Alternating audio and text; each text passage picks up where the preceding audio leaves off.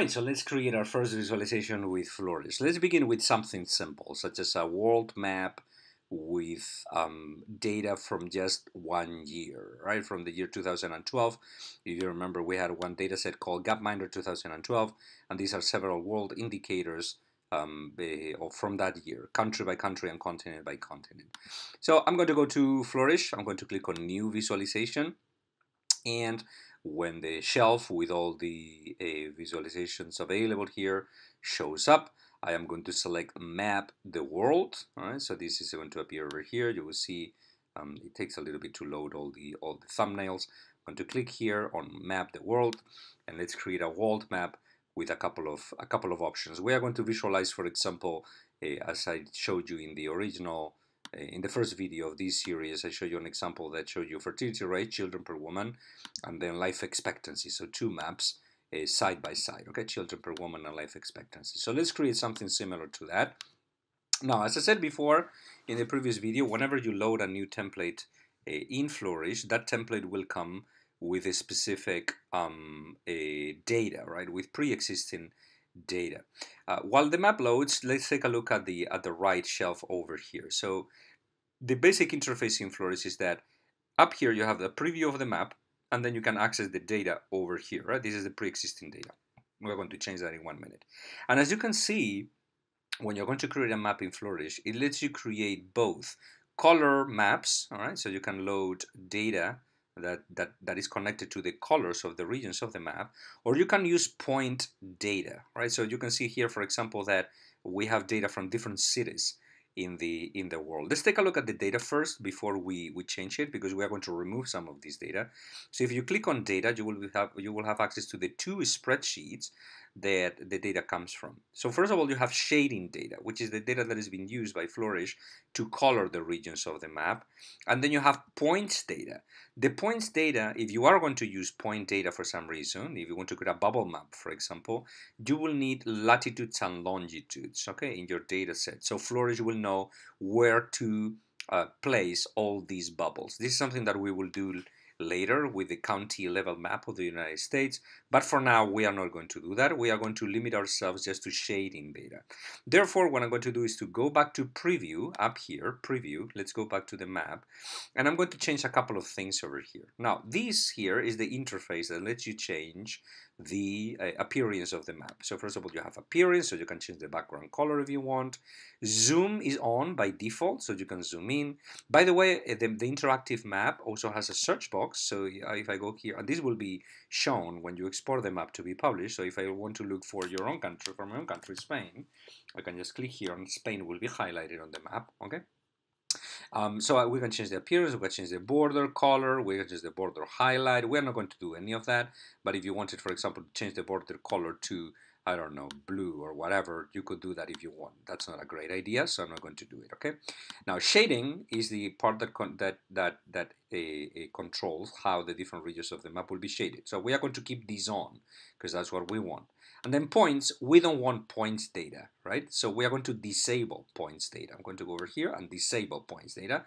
And even if I have data on the points data Excel sheet over here, that data here will not be shown if I disable that, right? So let's do that. And now let's go to the data section over here, and let's upload our own data to the shading data section. So let's import our data. I'm going to click on that. I'm going to select Gapminder 2012, so that is data for just 1 year. I'm going to click on open, import and overwrite the current sheet. I'm going to click on import, and now it tells you next select the columns. All right, so this gives you some hint of what to do next. All right, so here's how a Flourish maps data onto the maps. Well, first of all, even if you are on the data section, Flourish will give you a little bit of a preview of what happens on the map. Right now, for example, Flourish doesn't know where to find the different regions or what to show. Well, it does know where to find the different regions, but it doesn't know what to show, what values you want to show, right? So let's take a look at this part over here where it says shading.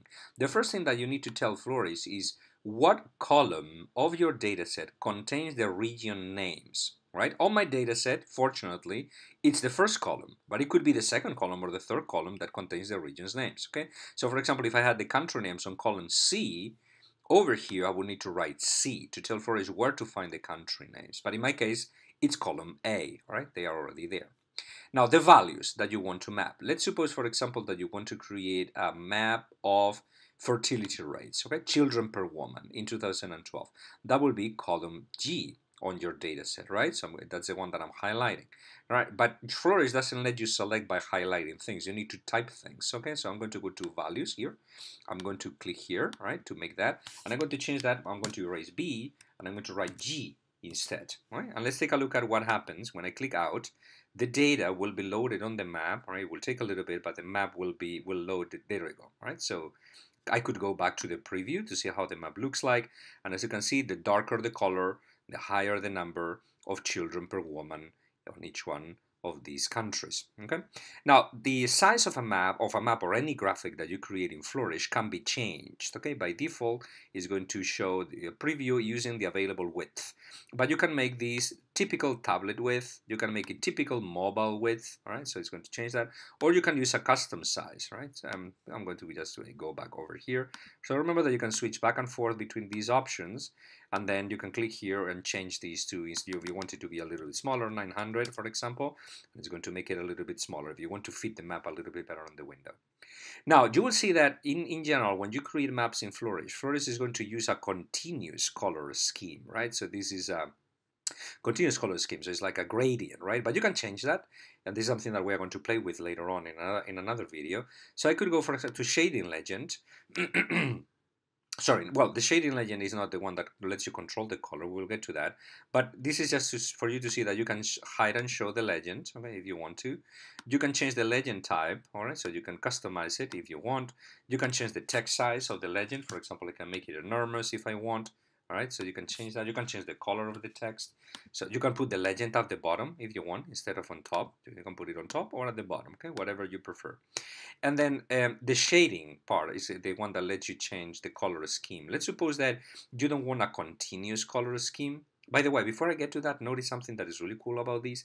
If I hover over any of the countries here, notice how a little circle appears on the gradient above, telling you where that country stands on the distribution, on the overall distribution of the data. So if I put Niger over here, or Niger over here, you will see that it's 8. All right, so it's close to the 8 part of the gradient. Now here's where you can change, as I said before, the color scheme. You can use a sequential color scheme. You can use a diverging color scheme. All right, so this sort of the average, so below average, above the average from all over the world. All right, and you can change the colors. So here you have the different color schemes that you can use. That's not a great idea, but let's use that one for example. You can also reverse the colors, right? So for example, if you want to switch the colors, right? So for example, in this case, green will be lower, right, rather than being more, right? You can change that. Let's go back to sequential, which is the one that I want to use. The other thing that you can pay attention as is this option here. Here it says use a continuous color scale, mean using a gradient. Let's turn that off. And let's change these to number of buckets, right? So let's bucket these out, right? Let's say that you want, for example, 4 buckets. The first one going from 1 to 2, the second one going from 2 to 3, etc. So let's say that you want 4 buckets. And here you tell the software which thresholds you want to use. You will see that automatically will create thresholds for you, but you can customize them. For example, you can say we have, well, how many thresholds we have? We have 1, 2, 3, 4, 5. We could say, for instance, the first is 1, the second one is going to be 5, the second one is going to be 6, the third one is going to be 7, and it's going to be 8, right? And automatically you will see that the different, this is not a great color scheme, obviously, but this is just to illustrate that you can change the thresholds at will, right? And the nice thing about using thresholds is that automatically the legend of the map, the size of each one of the buckets, of the beans, that you're using, the size will change according to how many observations, how many countries you have within that bean. So you can see that a lot of countries have between 1 and 5 children, and much fewer countries have between 5 and 8 children. Okay, so these were sorts of a graphic that lets you see the distribution of the data. Right, so this is it's a lot of fun to play with. I can change that and use 3, for example. Right, if you want to highlight, or 1 and 2. All right, there you go. So just remember that you can use either continuous or non-continuous color schemes.